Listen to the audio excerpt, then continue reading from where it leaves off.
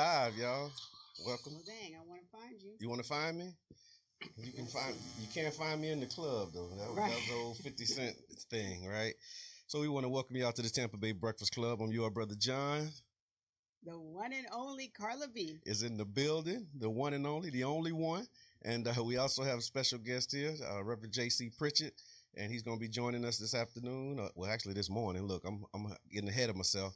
He's going to be a part of the program this morning. Got a lot of good things happening, and so we're excited about it. Of course, the Tampa Bay Breakfast Club is here to start your day off right on your community radio station, 99 Jams the Berg. 99jamstheberg.com. You can listen live, or you can actually listen in your car on 99.1 FM in St. Pete. You can also join us on Facebook Live. Go to facebook.com/Tampa Bay Breakfast Club. Also help spread the word by liking the page and sharing the videos. Of course, this program is being brought to you as part of the New Image Project from the Community Development and Training Center, aka CDAT. And we would like to thank you for tuning in and helping us redefine what's cool. So what's going on, y'all? What's good? How y'all feeling this morning? Oh, I'm feeling heavy. I'll tell you why. Tell me. First of all, power outage last night at my house. Wait, what? Yes. Wait, what? Yeah. First, I thought my AC wasn't working right. Once I got that, changed the filter. Then changed the filter, and then what do you know? Kaboom! Out. Oh, entire area out. So you know what Duke Energy says? Hey, it should be back on at 5:30 in the morning. It's being worked on. That's what they tell you. We'll keep you posted. Because I said, let me wait for the text to see what it says. Right. Text came. I was like, I got to vacate the home.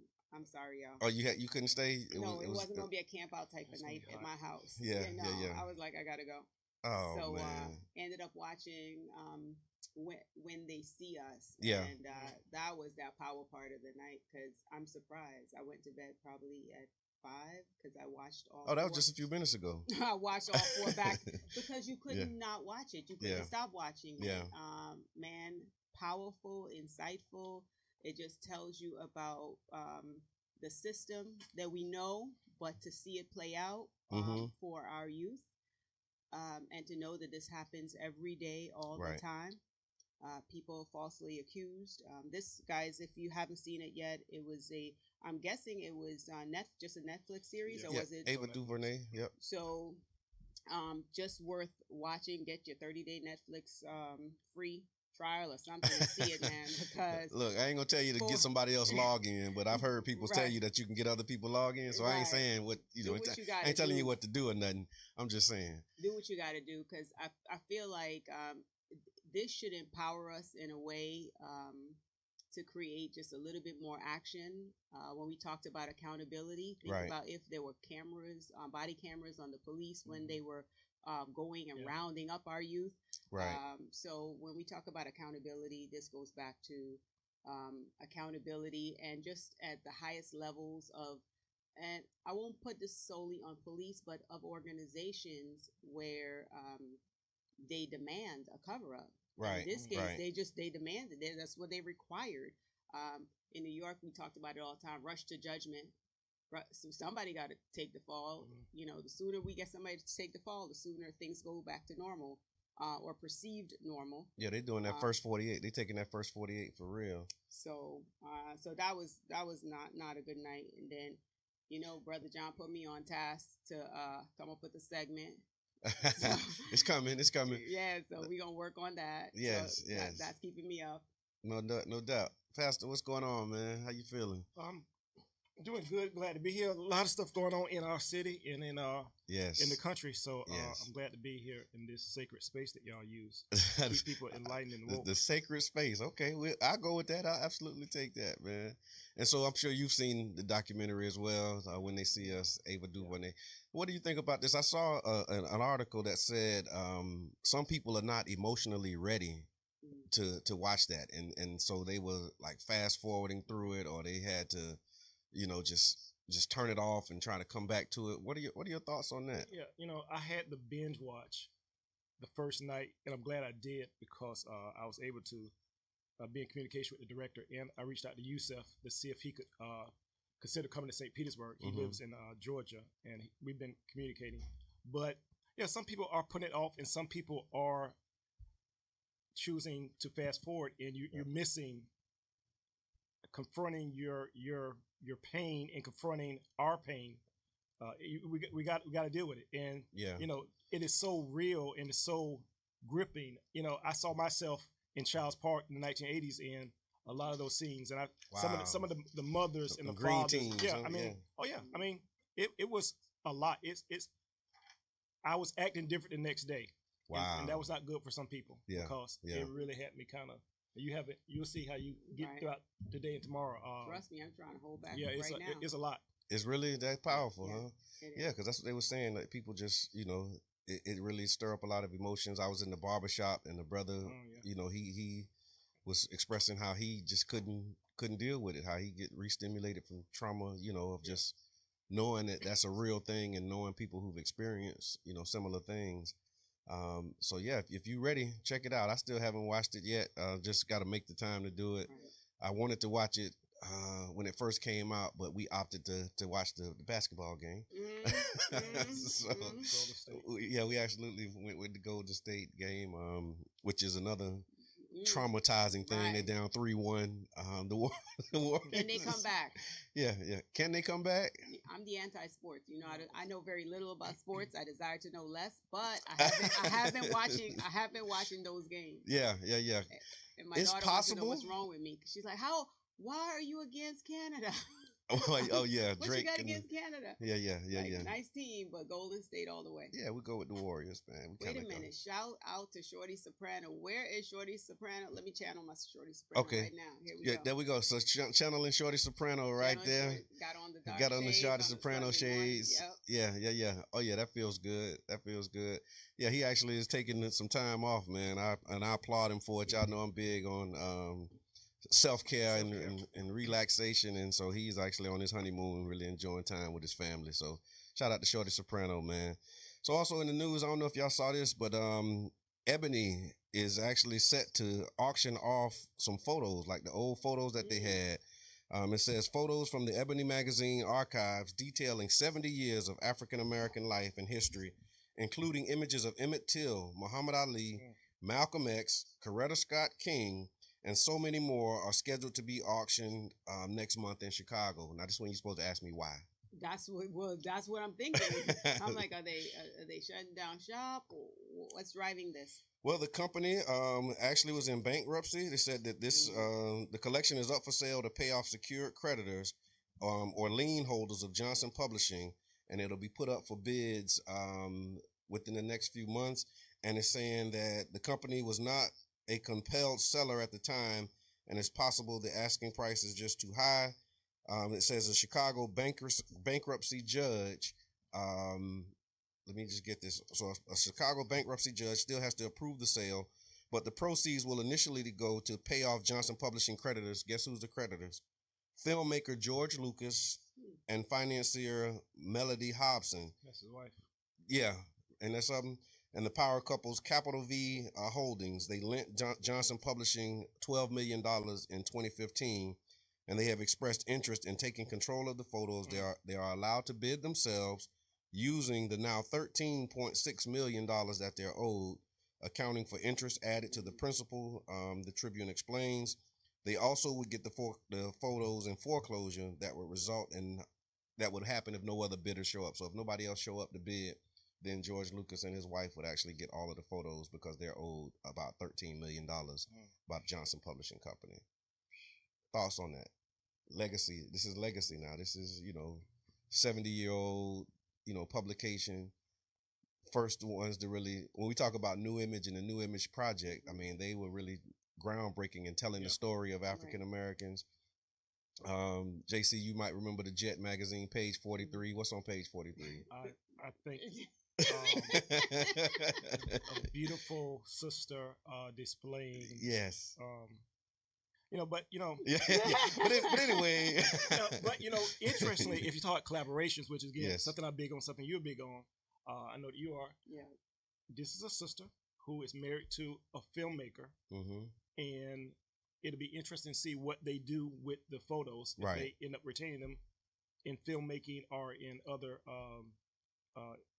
things they decide to do with the visuals. Yeah. Interesting. I mean, because again, I would rather have the sister and her husband with them than some other people. Yeah, that's true. Than somebody who really has no stake in, social change and moving the needle, as did the Johnson Publishing Company as well. Also, Taraji P. Henson, she spoke to Congress on Black mental health. She said we don't even talk about it. The Empire star Taraji P. Henson actually testified on Friday in front of Congress about mental health issues affecting youth in the Black community. She explained in her testimony that society is set up in a way that may be hiding different ailments and suffering in silence. She said she was there to use her celebrity, using her voice to put a face on this, because I also suffer from depression and anxiety. If you're a human living in today's world, I don't know how you're not suffering in any way. She actually spoke in front of the Congressional Black Caucus, and they launched a task force on mental health issues affecting Black teenagers back in April, with a specific focus on those teenagers who identify as LGBT. The specific worry comes from numbers that showed that Black children committed suicide at twice the rate of white children, and set out to find the cause that was stumping researchers, because researchers can't figure out what's the cause behind it, and they brought her in as well. So shout out to Taraji for really addressing mental health, man. Powerful. I think we started the show talking about mental health, really. Yeah. And how those five young men under the age of 16, or between 14 and 16, were able to cope with and not jump off the rails at some point. And then having to deal with that forever. Yesterday, I also took a visit to the Holocaust Museum. Okay. In Timbuktu. It was the last day of the Timbuktu. For those of you who don't know, Timbuktu School is a school that was founded here in St. Petersburg. It's a Saturday school that's once a month at the Johnson Library. Miss Gwendolyn Reese, another educator, Linda, I forgot her last name. But yesterday it was a tour of the Holocaust Museum. Nice.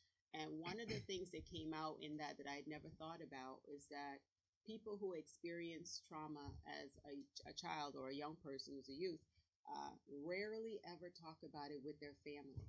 Yeah. So, for example, the children of some of the survivors had to, when they came to the museum, or that's when they learned, wow, I didn't even know my dad or my whomever went through that. And so they had children who didn't know that their parents were Holocaust survivors? They didn't talk about it. It just wasn't talked about. Wow. I think about in my own family. That's a different kind of culture. Yeah, but no, I'm telling you, my dad never doesn't celebrate. Because we have problems at work, and we come home and we tell everybody. No, but there's some stuff we deal with that we don't. Okay. So, two things I want to touch on. Yeah. Okay. Elizabeth Gelman, the executive director of the museum, is a good friend. This year, they worked with us on Legacy Week. Okay. We did a great event together. It was standing room only. We brought in Dr. Susanna Heschel, who's the daughter of Rabbi Abraham Heschel, who was very close to Dr. King. Okay. But I got a message for you, Brother John. My wife does a Healing Hearts grief camp for children. Yeah. And she's reaching out to you because we're all from Childs Park, and she wants to do something with the children in Childs Park. So she's going to follow up with you on that. Okay, that's awesome. And back again to the movie, there's a trans young lady in the movie. Okay. That, again, you're talking about what, 1989, 1989, yeah. That, so there's so many conversations in that movie. So there's a trans situation in that movie. So you said trans. Sister. I want you to expand on. So you said transgender. You mean? Yes. Okay. So there's a transgender woman in the movie. Yes. And what's her role in this? And I mean, not to spoil it. She's a family member. Sister of one of the boys. Okay. Got it. And so it deals with that whole the family component of that. Okay. The mama's Mama's like, hey, I birthed a son. Right. Where's my son? Right. I'm not going to even address what you think you're becoming, but I just know it's the fact that it's not talked about. The fact that we don't talk about it is hard. It's more difficult for us to have understanding and compassion. Yeah. So growing up, we didn't celebrate Christmas from my father's standpoint. From my mother's standpoint, we did. But ultimately, I learned is that because my father's mom passed a couple of days before Christmas and was buried around that time. But I had to be an adult to learn that. Mm-hmm. So most of my childhood coming up, I'm thinking, man, Dad's a meanie. Why is he not? You know? But that's usually he was to himself. He was quiet, retreated. I'm sure he gave my mom the money to make sure we had what we needed. But he just wasn't into it. He wasn't into it. Yeah. And I had to be an adult above the age of 20 to kind of get it, for Aunt to say it, casually.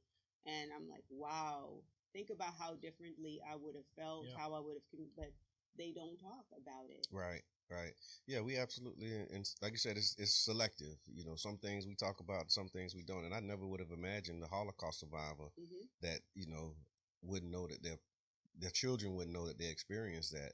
I think that's real powerful because, especially under the mantra of never forget and, that whole idea, how they tell their story. So that's absolutely interesting.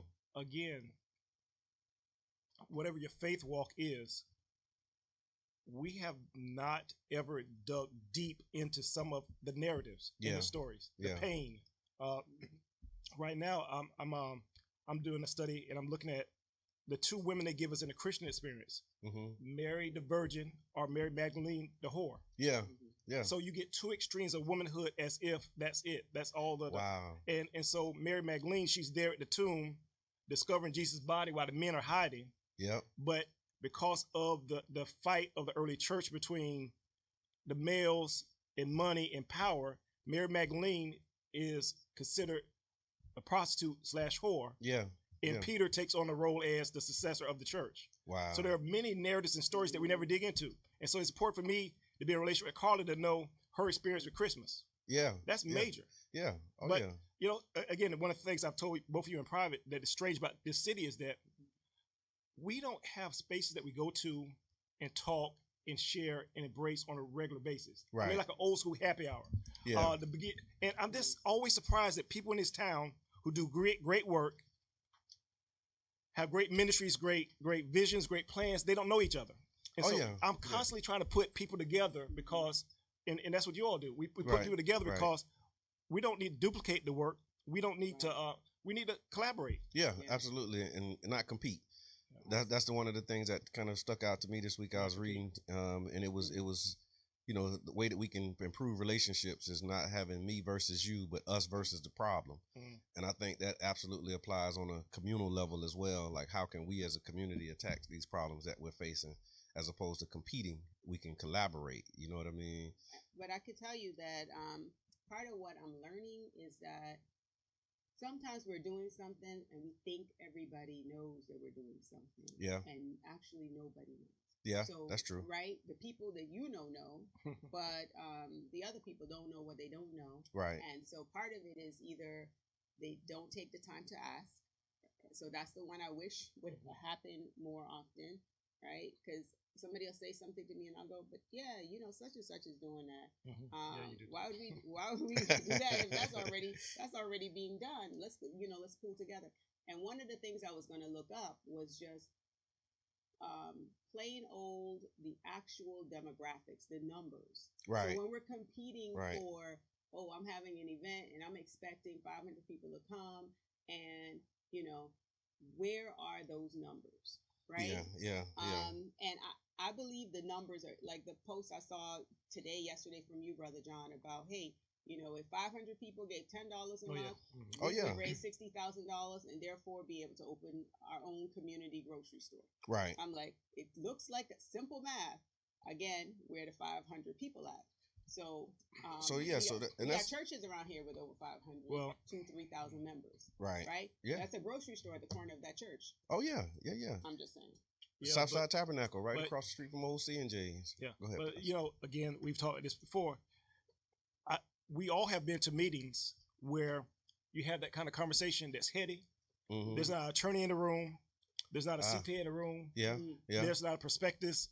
No piece of paper at all. Just we just put it out. Yeah. Right. And right. We got to handle our business and do business well. Yeah. And it surprises me how many people throw out the idea without the follow up. Right. Right. So with that, I absolutely can tell you that that was more so not only an idea, it was something that somebody posted that worked with an idea that we already have that's up and running. So we have the One Community Grocery Co-op. Right now we're on a goal to get 300 members. The membership is $255 each. And once we get 300 members, that'll complete the first stage, or stage 1, because we're following the 7 principles of cooperative business development. And once we complete stage 1, then we'll be able to do the feasibility study, start identifying a location, and then use the membership dollars that we raise to leverage those to get others investments, and also get cooperative business loans. And so this project is actually just celebrated our 1-year anniversary of the One Community Grocery Co-op. So it's a real thing. It's actually really happening. We have members that have signed up already. We have I think it's the last Thursday of every month. We've been doing the 4th Thursday. And so on the 4th Thursday of every month, we do this thing called $3 meals, where we have people who come into the community to meet up. Other cooperative, leaders from around the country are coming in and talking to us about what we can do. Also, so you can learn more about the One Community Grocery Co-op. So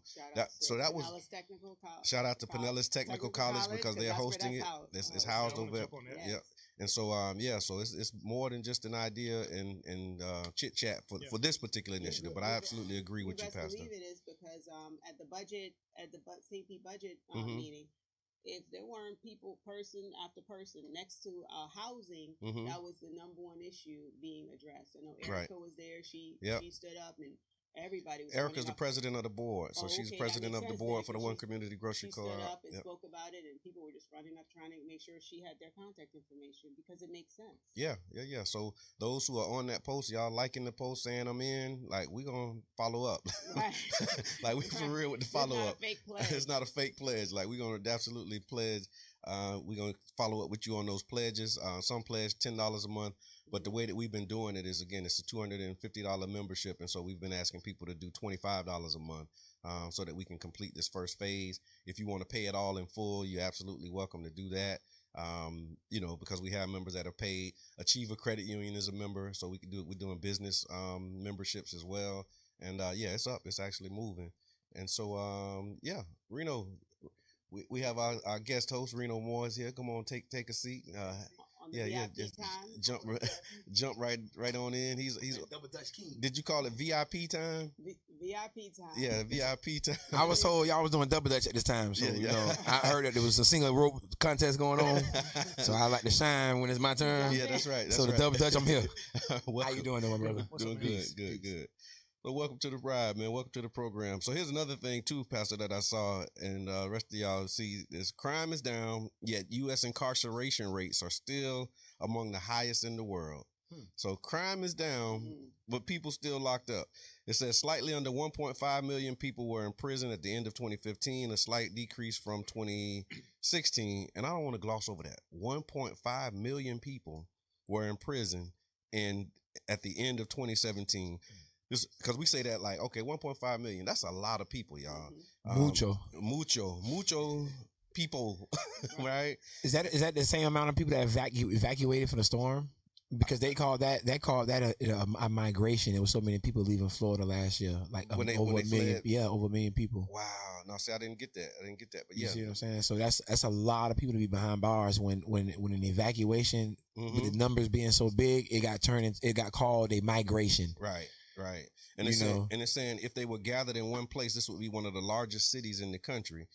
County jails and city jails held around 750,000 inmates in 2017. It said combined, the U.S. would remain the world's leader in incarceration, according to data collected by the Institute of Criminal Policy Research at Burbank University of London. It is unclear, though, exactly how many people are held in detention in China, because China also has a large prison population. Here's another interesting fact about this thing. It said that a drop in the federal prison population was due in large part to a 2014 decision by the U.S. Sentencing Commission to reduce sentences for drug crimes, which account for a third of the year-over-year decline. So basically, the Obama-era policy that changed the law around drug crime and sentencing for drug crimes really has been leading this decrease. So when people say Obama didn't do nothing, he opened up the prisons for a lot of people. I know some people that are home as a result violent crimes, right? Violent criminals who come home. Not violent criminals, drug crimes. So then now what my mind says is let's look at the research on non-violent offenses for our people, see if that went up. Right. Because you attacked us strategically with the drugs. Yeah. When you let up off the gas, sometimes the only thing that happens, they switch gears and go to a faster gear. Right. Yeah, no, that's true, man. And like I said, this whole theme of criminal justice reform, and how it's being lifted up now with this movie, when they see us, people really taking a deep look at what happens in these cases, man. It's just interesting to see that how crime is down, but incarceration rates still remain high. Carla touched on this when she said, we talked about the boys, that somebody had to get a pin this on someone, whether it's the DA, you got numbers that you have to turn in. So what is that again? Appendix, you said? Yeah. So so where we are right now is the Florida Sun Sentinel had this week that the amendment for gentlemen and ladies for just Broward and Broward County and Dade County alone owe $1 billion in restitution. Okay, wow. That's about money. Yeah. If you go to Montgomery, you go to the Legacy Museum or the Lynch Memorial, you'll see how from the foundation of this country, somebody had to work. Yeah. Oh yeah. And because someone has to work, someone has to make money. Yeah. And so you're gonna have mass incarceration, and they're gonna play with this Amendment 4 because we need to get the money. Yeah. And so though the citizens said in Florida last year, we want these gentlemen and ladies to vote, they still went to Tallahassee this year and found a way to keep them from voting. Right. If you win Florida, you win an election. If you win I-4 you win an election. That's and right. So they're already 18 months ahead of us. Yes. And so what we have to do is be prepared for that type of evil. Right. And that's one of the things that I've talked to you about in private is that until this city recognizes that it was built on the back of black and brown people, it's never going to be a great city. Yeah. So there are cranes going up, there's great construction going on, but little ladies make beds and cook omelets and vacuum to build this city. Black men got on their knees and laid those Augusta bricks. That's right. This city, if you go on 54th Avenue South early in the morning, you'll see people at 6 o'clock in the morning trying to get a bus to get to the beach because we don't have adequate transportation. Right. This city is built for people to come and enjoy it that don't necessarily look like us. And we have never. And that's why I boycotted the Hilton a few years ago. Yes. We've never recognized and honored the people who do the work to make you enjoy the sun and the sand and the water. Yeah. And so it's a money. I hate to mix prison with don't. I'm talking money. You ain't mention it. Don't. All is one. That's more than the fake of Beverly Maze song. Somebody's taking advantage of someone's labor. Yeah. Yeah. I said this last week on the Breakfast Club. I was here 2 weeks in a row. I'm moving on up. But in that sense, I think it's our duty, knowing that it's the population is going to flip in the next 20 years. Yeah. It's our duty to raise our children with the mindset of becoming the system. Because sometimes when we say the system, we take the people who actually are driving it out of we take them out of being responsible for it. Yeah. So if we consciously say that we're going to become the system, that means that all these things that we're speaking of, like crime rates and everything, it's slowly but surely, like how he slowly but surely in 4 years try to undo Obamacare or affordable health care. What's going to take the next 30 years for us to become the system to take over all these programs that's running us over? Right. Like technology. Well, speaking of technology, Brother John, that's what I was going to contribute to the conversation is that with the increased population, it's a business. They've been building it to put people in it. Yeah, they've been crunching numbers, and they know what that's a labor force that they have in many cases. That's being traded on the stock market. You don't think that there's a vested interest? So what we know is that when we see decrease and decline in that area, then we see the increase of the ankle monitors. Yeah. Right? Yeah, I saw somebody that said that. So the same people who were investing in prisons a while back, now they're investing in the probation and surveillance things, so like the ankle monitors and the different technology that's used for house arrest. So they're diversifying their portfolio, but it's still related to incarceration and locking people up. The way that I'm sorry for cutting you off. The way that we interact with one another, there are billions of dollars invested into us being stuck at this mental mindset. And that's a scene in the movie. Back to the movie. Wow. One of the boys says that a 3-minute phone call costs $20. He's calling from prison to his family. A 3-minute phone call in 1990 cost. So imagine what it is today. Somebody's making money on a boy being locked up trying to call his family. Right. And so again, on the money piece, something I wanted to touch on today is the census. Back to technology and the money. Yeah. Next year is the first time the census is going to be done online. Right. Which means grandma does not have a laptop or a tablet or internet at home. Right. Most black and brown and poor people have the internet on their mobile phone. Right. The census will not be set up for you to be able to take the census on your mobile phone. You need to have a laptop. Oh, you got to be in front of a computer in order to do it. So that means that synagogues, churches, libraries, we all have to find places for our people to come and take the census. Right. Why is that important? Why is it important? The money. Because if the census, if the numbers are not right, we're going to redraw the congressional lines. Yeah. If the numbers are not right, we're not going to get money for hospitals and roads and all the things that we need, the infrastructure to make our city better. So it's about, again, dollars. Right. And our people, connecting the communication, our people go into their own little world and they choose not to vote. They choose not to take a census. It hurts all of us. Yeah. It hurts generations. Yeah. If those numbers are off next year, it's going to hurt generations. Right. And then they also talked about how they have this question on there now about citizenship. Yeah. And that's going to have a lot of people that will opt out because now they'd have to ask, whether or not they're citizens. And so that's another debate that's happening right now is whether or not that question is actually legal to put on the census, asking whether or not you're actually a citizen of the country or not. What's frustrating for me, Brother John, is the fact that we put all this emphasis and focus on Amendment 4 and we're not holding accountable all the people that are eligible to register to vote that simply have not, or the ones that are registered to vote and don't accept it as it's a right. Right. It's a right. Every single thing that you do when we stop at the stoplight, that is determined by people we elect. Yeah. We have to get better, y'all, about exercising that right. I told you I've canvassed, I've worn out sneakers, and I could tell you I've heard everything. I've heard I voted for Jesus. Oh yeah, that's one that people say too. So I'm voting. Yeah, I've heard every single thing. I've heard that one too. Right. I vote for Jesus. I vote for Jesus, and we in the condition we're in. So I don't even my 14-year-old trying to understand how would it be possible to continue the way it's going right now. Right. Yeah, I know how your inaction is creating results that just simply by your inaction. So, yeah, we're going to need you to figure out where your polling place looks like. If it's intimidating for you to vote, look, everybody knows how to find me, but please find me. I'll walk you through it. Yeah. But what we cannot do is we cannot have our voices be heard. Because everything else that we're seeing, and when you get to see when they see us, and there's a lot in just the name of that alone, right? You'll realize how everything that we're seeing and experiencing now from 45 is exactly who this person was back in 89, and so forth. So this is no coincidence. What's happening? Knew that. New Yorkers really didn't know that. I mean, my oldest son, mother's from New York, so.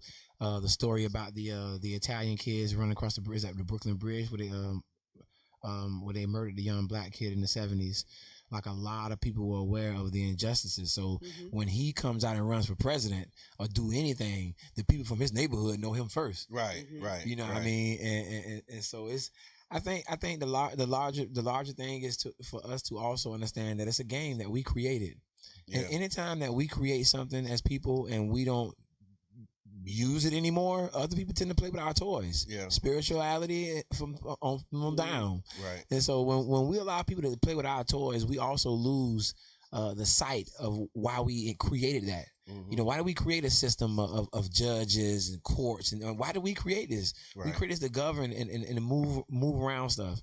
And when we lose that sight of why we were doing that, then now we have a community of people who say, I don't care about that voting. Right. And I did 37 years in that ignorance. So I understand the cesspool. I want you to slow down. I don't think people heard that. You said you did what?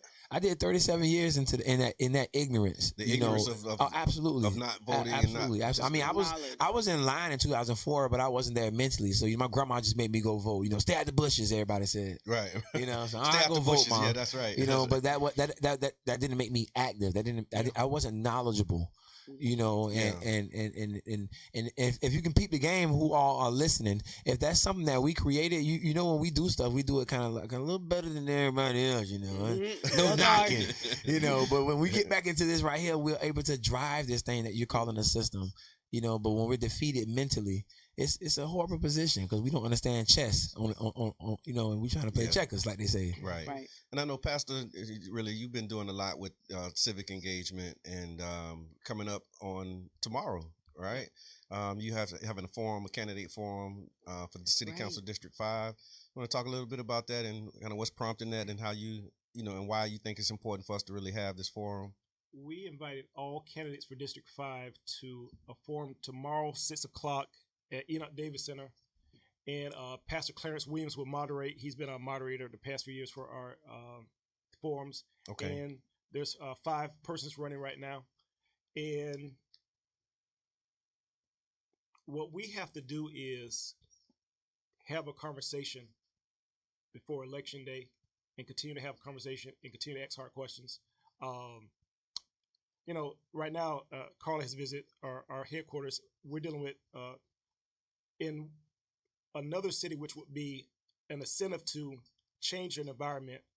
Here we have the matching fund, so the CRA South matching grants.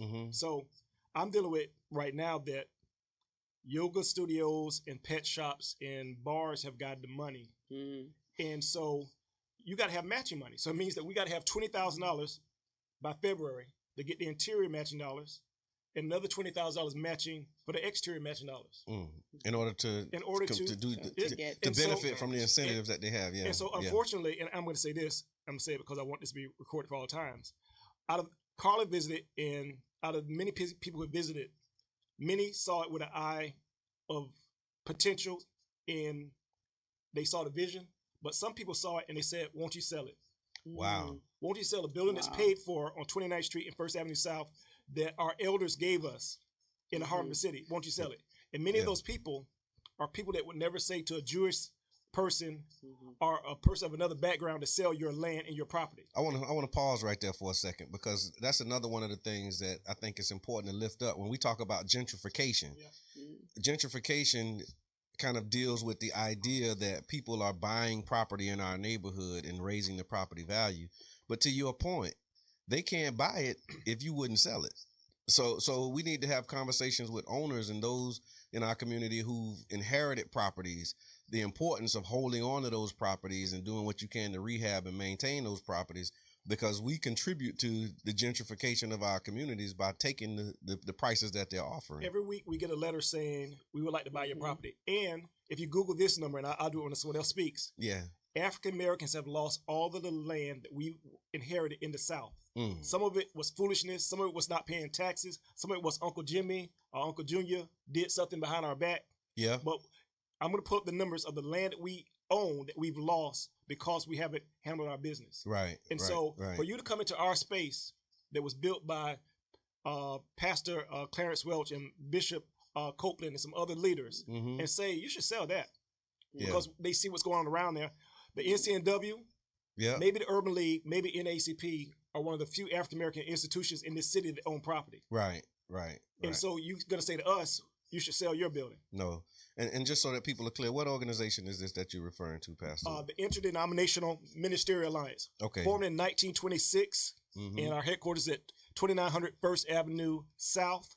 We're barely in the CRA South Zone, but the gentleman who formed it, one of the first things they did was they were talking to the Haitians and the Africans about doing work together, and they had a broad vision. And unfortunately, over the past few years, our vision has not been as broad.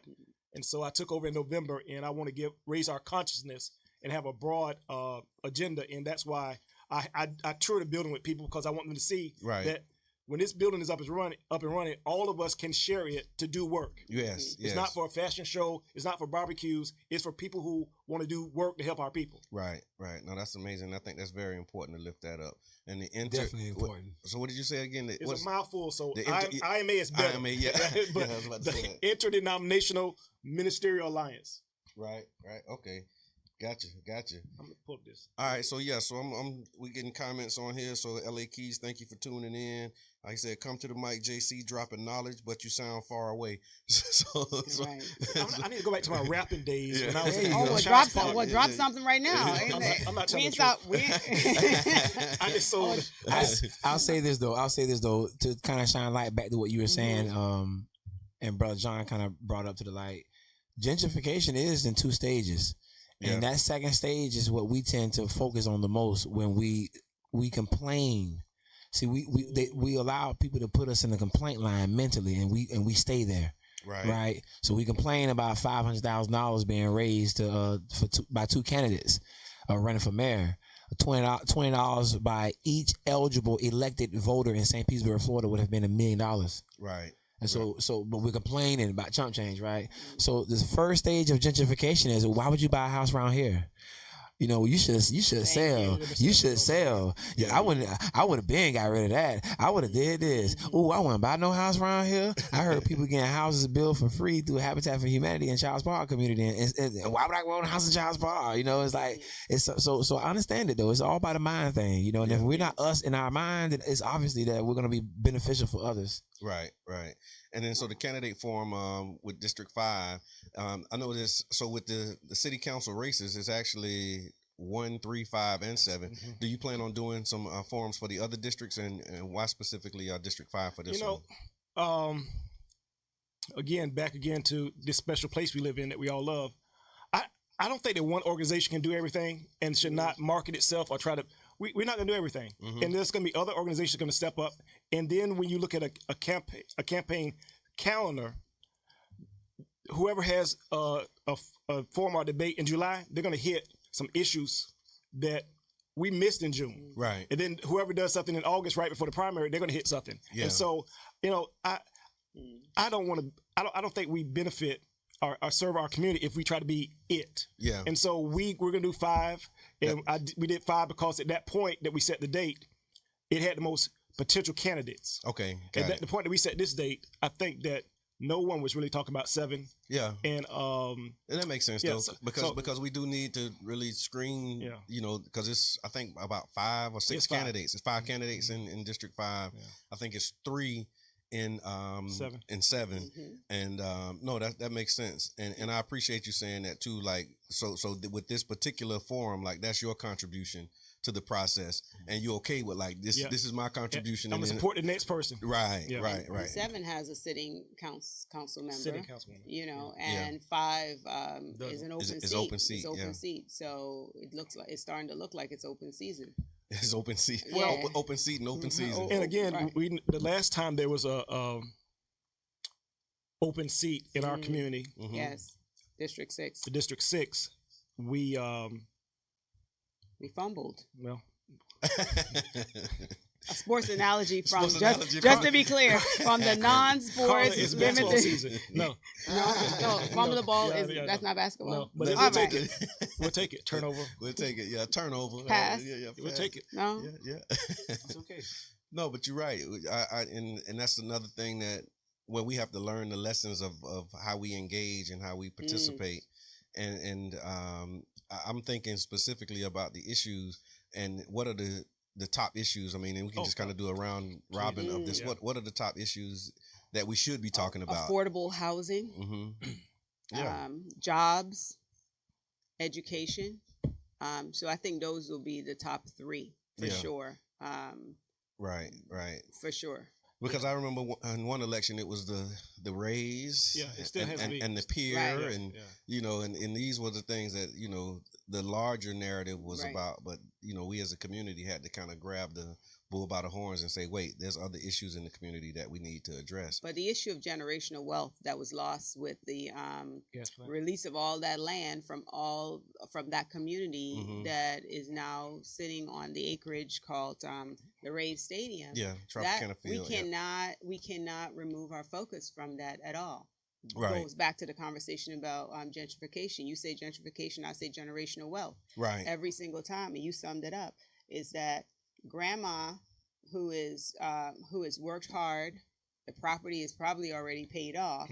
But the younger generation, she didn't groom them. They're not prepared, and they're simply not interested because nobody explained it to them. Right. That you need to be positioned to take over this property. Right. So they see it as, oh, that's the hood. The house is in disrepair, disarray. I don't feel like arguing with my other relatives. Relatives can't come together Yeah. to do something. As a result, it gets taken from under our nose every single time. And then 3 years later, the community looks different simply because we didn't have a plan in place. And we didn't place the proper value on the property. Right.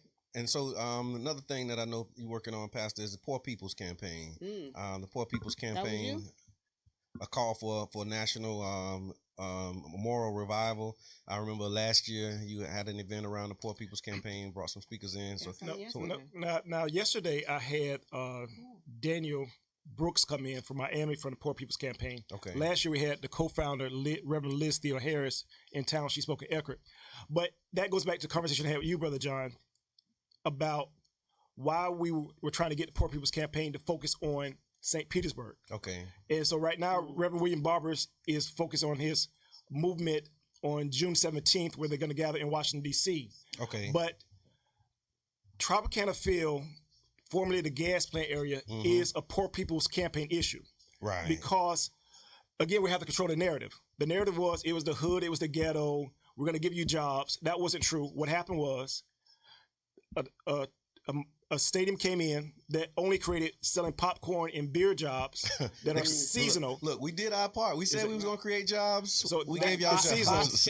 In return, businesses, churches, homes were displaced. And now you got 85 acres of land that everyone cannot believe in an economy like this is available. Right. So some people want the team to go to Tampa or to Vegas or somewhere because that's going to give you 85 acres of land to develop. Right. We can't be naive, progressive, liberal, communist, socialist hippies in our thinking. We have to be business people and be mature. Yeah. All 85 acres is not going to be affordable housing and daycares and schools. Yeah. But we have to be part of the conversation. Right. Because we don't get this chance again. Right. And so... And I appreciate you saying that. That's why I said to you, I said this to you, Jabbar, before, and Carla and others. This little stuff we've been doing is a test run for the big stuff. Yes. Yeah. We can't agree on making a left at Central and a right on First and stopping at the stoplight in this town. That's true. Right. And now you're going to have 85 acres that the nation will be looking at. Right. A millionaire from New York owning a successful baseball team that has 85 acres to develop. Right. And we're fighting about with the route for the MLK parade. Yeah, the stuff that St. Pete people fight about. Yeah, stuff that St. Pete people fight about. One of the top 3 issues I like to talk on is just education, and education. Right. But don't get it confused though, because we're educated right now, and I think that Control Alt Delete that was done to our ancestors in slavery, and that reprogramming that was done, I think that we're successfully programmed to be beneficial, not to our own good. Right. And we can say that because of the countless examples that we're having right now. Like we're talking about crumbs right now, 85 acres that our people gave away. Now the interstate system came through a lot of cities in our country, and that wasn't a giving away. That was a snatch and grab. Right. You know, but when we have a mindset to become the system, then we can now talk about how we was giving each other 85 acres and 200 acres and 300 acres to one another because we control it. But with the education that's given to us right now, remember, it's given to us by people who only put us in history books as their slave. Right. And so it's hard largely for us to be us because of our culture not being inside of us. No, and right. that's all education. So can I just point out something? This is one of my frustrations with elections. And so the city of this District 5 seat is for city council for the city of St. Petersburg. Yeah. The education conversation, I mentioned it because it's a key issue in our community as it relates to advocacy from someone on city council. But that issue is addressed at the school board. So that's our biggest problem I see, and I saw when I was watching District 6, people answering questions that has not related to the job that they're going to be elected to do. Right. So they're delivering on promises. They're making promises that they will never ever deliver. Because so the let's job description, refocus on what this job at the city of St. Petersburg on city council is about. And so that's what I'd be watching when on Monday. I'd be watching, even if the question is asked, I need the person to be smart enough, swift enough to say, hey, you know what, that is a key issue in our community, but in this job on city council, that's not what we do. Well, right? That's right, and I think that's important as well. And we did a candidate training, and that was a part of the candidate training was to really inform people of the role of the seat and how important it is to read the job description before you start. L.A. Keys has a question, and I like to really pitch this to the panel here. He says, what are your thoughts on the African American community coming together to elect one person to file and run, as opposed to having multiple African Americans running and dividing the vote for one seat? We tried to talk about this yesterday, Brother John. I asked you specifically about this because all of last year we kept talking about the 50+1 strategy. Yep, having one candidate. And so then I'm like, well, what happened? I thought that's what we were going to do. And it's one thing, LA, for us to say that, suggested, but unfortunately, people have individual minds.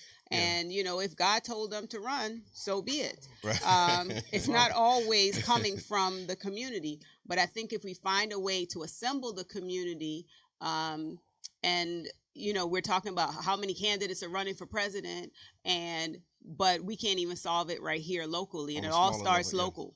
So Pastor, what are your thoughts on that? With the community coming together, electing one person, like the community selects a person and say, this is our candidate as a community, and this is the one that we're going to run, as opposed to having multiple candidates running and splitting the vote for the seat. What are your thoughts on that? In a democracy, you know, you can't control who gets a certain amount of signatures or pays. But I had this conversation yesterday with some clergy, and again, we've had this conversation in private. At some point, you know, what I want to get away from the days of the Negro Baptist preacher who made the decision and, you know, bam the table and things happen. Yeah. But as I told a group of ministers yesterday, I do want to return, and this is one thing I've done with purpose for the IMA. We recruited a Muslim brother to be on our board of directors. Right. We recruited a lesbian woman to be on our board of directors. We recruited a Jew. Because the organization that's going to be social justice has to look like our community. That doesn't mean we all agree on doctrine. Right. That's crazy. Right. Nobody agrees on doctrine, but we have to live together. We have to drive on the same streets. Our kids go to the same schools. We go to the same Walmart. And so, but I do believe this. I believe that at some point, big boys and big girls make big decisions. Yes, sir. And sometimes when you see foolishness, someone has to sit down, raise the money, come up with the plan, and implement it. Yeah. Because our situation is not improving if we sit by idly and don't have a plan. Right. I know many people in this town will say, we got to have a plan, we got to have a strategy, which we didn't touch on yet, but the second Southside Summit, Life of South St. Pete Summit is... we're going to go there because we got 5 minutes left. So that's another thing. So we got to have plans, we got to have a strategy. Yeah. Somebody has to raise the money. Somebody has to be the mediator. Somebody has to have the van. I tell my son, who's doing his first year of college, find you a friend with a truck, because all your stuff can't fit in our Jetta. Right. On a football team, you have a kicker, a quarterback, a defensive line. We have to have broad teams to get the work done. Right. And many times we don't get the work done because we don't have a broad team. Right. At some point, we have to sit down and say, you know what? What's best for our community is that we get our support behind this person or this candidate. Because in the past, we haven't done it. And now everybody's complaining and whining about the state of things. Right. And so I don't believe in going heavy-handed, but I'm looking at the state of our situation.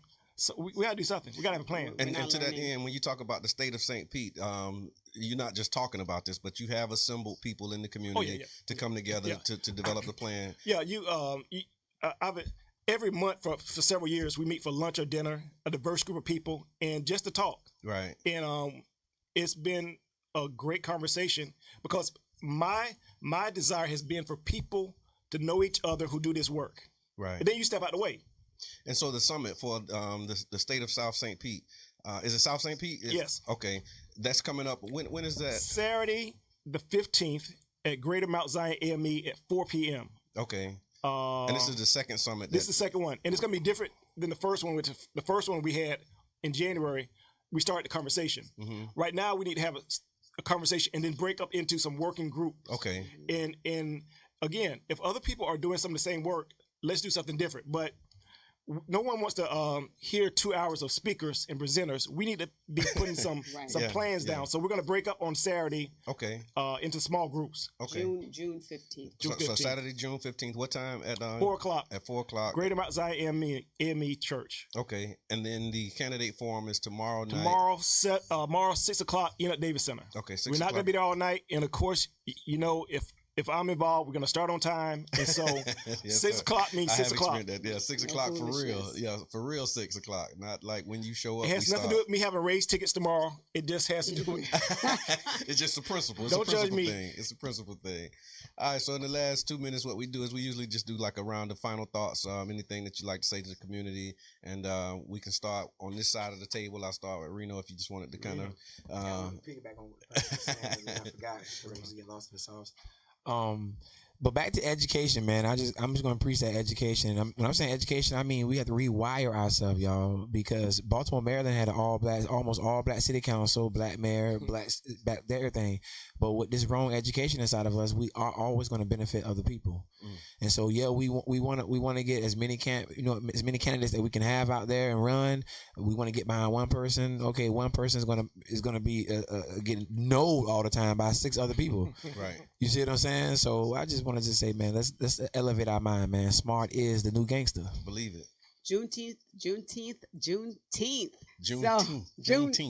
3 times So fast. y'all know Juneteenth is June 19th, but on Saturday, June 15th, you'll find several celebrations throughout the Bay. Dang, why would I? So I know NAACP is having their Freedom Fund picnic over at Del Holmes Park. There's a whole coalition that's having a list of events because I was actually at the flag raising, first time ever at Enoch Davis for the Juneteenth flag. We just heard J.C. Pritchett talk about June 15th, 4 p.m. There's an event. There's also the Black Wall Street event happening in Tampa. Look, y'all, there's plenty to do. Please come out and support these events. Pastor, final thoughts. This sun, this sand, and this beauty is for all of the citizens to enjoy. We built this. Believe that. And look, and that's really nothing else that we can really follow that with. So we definitely want to thank y'all for tuning in. We encourage y'all, if you like the video, host a watch party, share the page, and continue to tune in to the Tampa Bay Breakfast Club. We'll be back tomorrow morning at 7:30 a.m. To start your week off right, the Tampa Bay Breakfast Club. Again, I'm your brother John. We got the one and only Carla B. All right, and it's only one. And fake Shawty Soprano, man. Reno more in the building, man. Substituting for my brother, man. All right, y'all take care. Y'all have a great day. Believe and do good. All right. Ooh, 7 o'clock. What, 7:30? It was 7:30. It's still on. 7:30. Is this still on? Is this thing on? It's Tap, still tap. on.